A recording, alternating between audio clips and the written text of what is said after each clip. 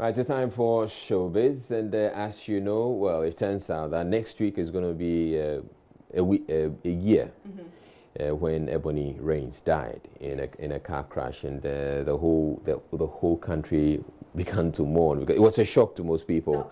Listen, I was in South Africa at that time, and I didn't know her, but I was stunned, like Yeah. I just couldn't believe it. Yeah, and because she had so much talent. Yes.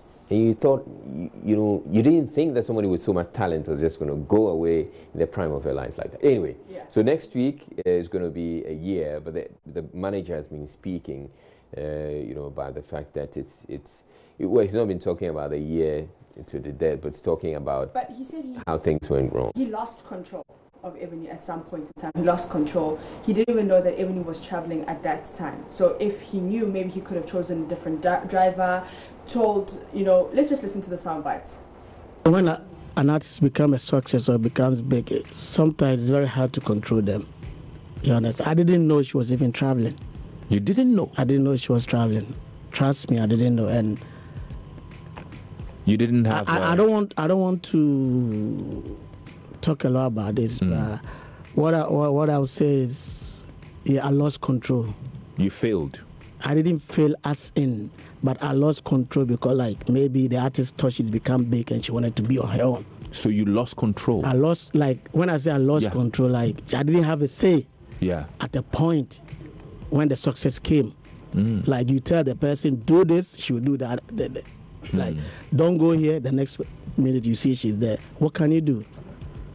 The only thing they be because I don't know, like, you get angry because you cannot beat her, you cannot do nothing. You understand? It's so hard. Trust me.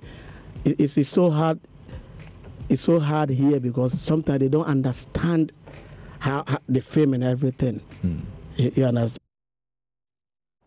I mean, artists, managers, they always have some sort of conflict, but at the end of the day, we hope they make it work. But after Ebony's demise, we were introduced to Wendy Shay. Yeah. And a lot of people were saying, but why are you trying to sound like Ebony? Create your own style, be your own. Social media was just bashing the young girl that, this one is just trying to be Ebony, taking over. But Ebony wannabe. Yeah, Ebony wannabe. But like Bullet was saying that I'm the songwriter and that's my style of writing. So obviously, Wendy Shay, Ebony, because I'm the writer behind both of them, they most probably going to sound the same. But let's hear what he's been saying. One of the concerns was the fact that people felt that she was doing everything Ebony was. Yeah, I think they have a say or they have a point because at the end of the day, when Ebony came to me, the music that people heard about, like, from her, she was not doing that kind of music.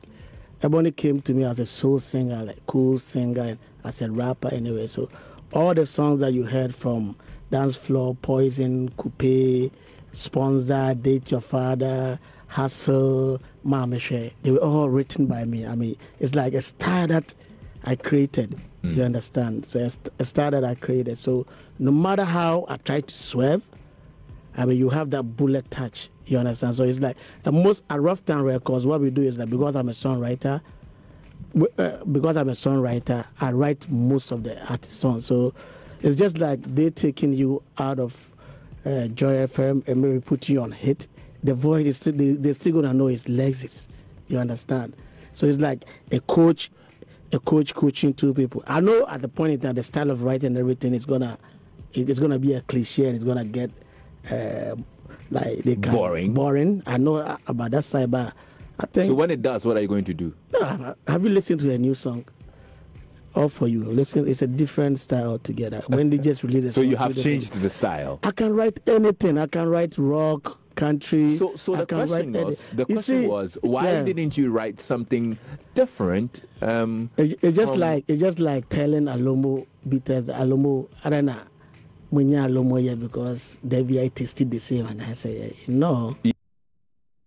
I mean, it makes sense. He's the writer behind them. He's got a certain style. So even if they take Mapizzo, you're going to sound like Wendy Shay, or you're going to sound like Ebony. With a, exotic taste. Okay. Do you understand? You will bring some exotic. Me, I'll bring the exotic taste to it. But Izzy, do you remember this? Ghanaians should be able to accept you for that. They should accept me for who I am as Wendy Shay. Who are you as Wendy Shay? Who am I as Wendy Shay? Okay, can we cut the question? This is a dumb question, isn't it? The dumb question trended hectically on social media. Wendy Shay was bashed, but Miss G was also bashed, but Wendy Shay got most of the bashing. Like, what kind? This is a dumb question, but it's a follow-up, you understand? Wendy Shay has apologized a lot of times before, but yesterday she apologized. She came face to face with Miss G, and this is how it all went down. Miss G, well, I've got a surprise for you. Turn around, and that's Wendy Shay in the back.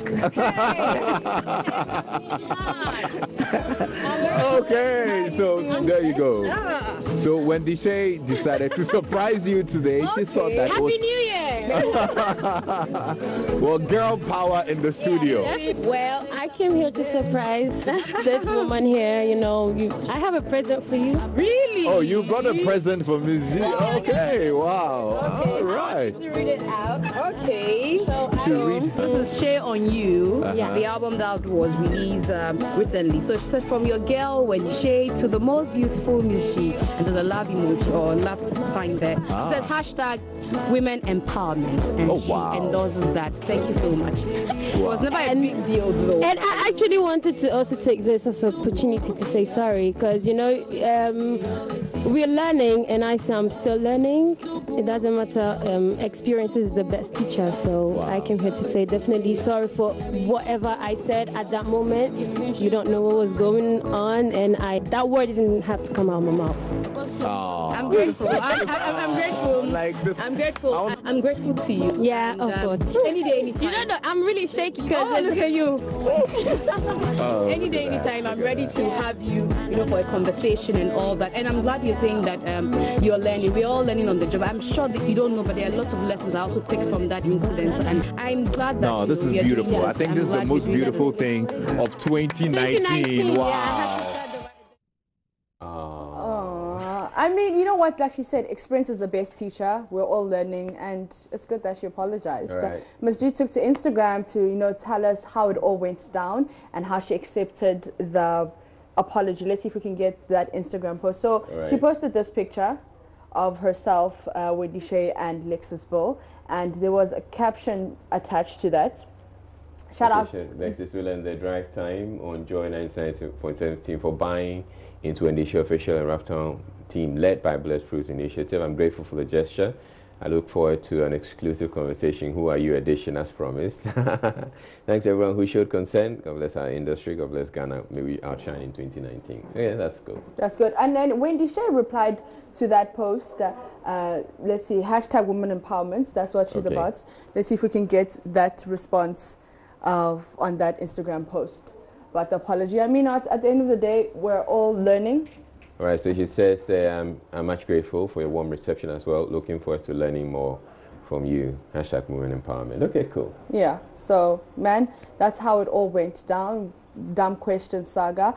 So, as we brought you yesterday, the whole Joy FM open mic joke. Yeah. We've got you another one today. Another bit from Randy. Another one from Randy. Okay. From my area, Mohammed, typical Zongo boy. He traveled to the US for only 2 weeks. He came back with accent. You see him go like, Mohammed, what's up? We go like, damn, man. You don't say that. She. I'm like, Mohammed, but what's that? Who you serious? I say, oh, damn, man. So at a point in time, you got used to the fact that anything you say, this guy, that's the response. He will go like, damn, man, you don't say that. Shit. So we got used to him. So we were not talking to him. Until one day, I was walking with him in a Shama market. And then he saw something that he wanted to buy. Now, this guy forgot that we were staying in Ashama, where anything can happen. See, when I say anything, I mean anything. See, in Ashama, you can buy credit 2 CD, you load it on your phone, and it will come 1 CD, 50 pesos. Serious. This is not a joke. Now we got to where we wanted to buy the thing, bargain for the thing, and then it was left with him to pay. He checked the pocket, And for the first time in over 6 months, he checked the pocket and he couldn't find the wallet. So for the first time in over 6 months, I heard this guy speaking Hausa again. He was like, Wallahi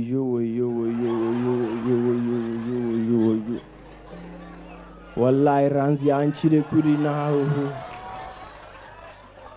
That was when I made him know that I've also been to the US before.